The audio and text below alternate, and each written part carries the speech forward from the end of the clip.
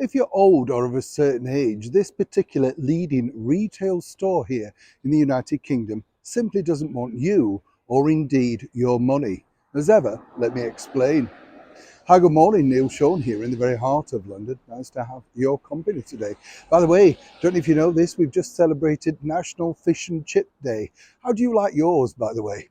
Yes, I know. Oh, it's a dish you just can't refuse, isn't it? Crispy batter, cod or haddock, I'm not quite sure which is your favourite, and then mushy peas, crispy chips, should I say. I prefer them served in newspaper, preferably sat by a beautiful harbour like Bridlington or Hornsey on the east coast. The smell of the sea with the fish and chips, absolutely delicious. Have you not had them yet? No.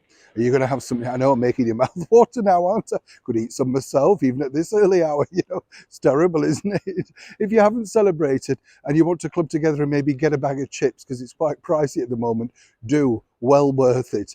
Back as ever to your breaking story of the day. This story has a bit of a serious nature, let me tell you, because for all of us who have reached a certain age and, you kind of just get to that point, don't you, where you go into certain stores because they know they, sort of look after you or they're in line with your thoughts and, exactly like the fashions, the food, the layout, that sort of stuff. Well, this particular store over here in the United Kingdom, one of the leading retail brands, Marks and Spencer's, have decided to introduce digital cafes. Now, cafes, I don't know about you, but particularly Marks and Spencer's, they cater for the more, shall we say, connoisseur of customer, certain age group, nothing wrong with that. But recently they did away even with the chairs, the chairs by the door so that you can't sit down. They don't want you in there. Bottom line is you're a nuisance, you're a customer, but best order online. With coffee, of course, you have to be visibly there to order it. Now, their new coffee shops are basically cashless. You can't buy a coffee or a cake or a sandwich unless you put it on your card. This has created uproar over here, but Marks and Spencer's are ploughing ahead with this, saying it's the digital movement. Now, let me point out to Marks and Spencer's this: we are not a cashless society.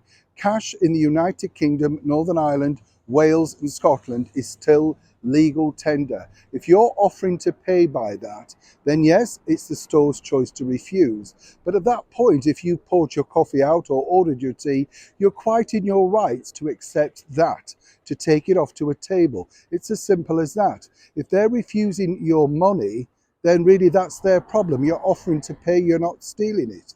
They're just trying to force you into a cashless world. And the other side of the coin is cut down staff. They say, oh, they're going to recruit more staff to assist people on how to work the machines. No, it's normally one spotty youth in the corner that begrudgingly comes over and, takes his eyes off his mobile phone for 2 minutes and presses a few buttons, grunts and wanders off. No doubt wolfing your Garibaldis along the way. You get the picture. On a serious note, though, if you are thinking about going into Marks and Spencer, stand your ground.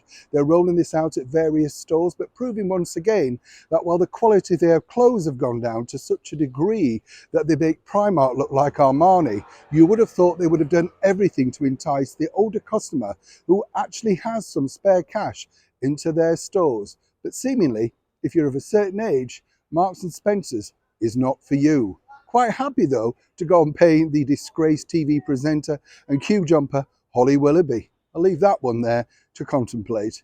Neil Sean in the very heart of London.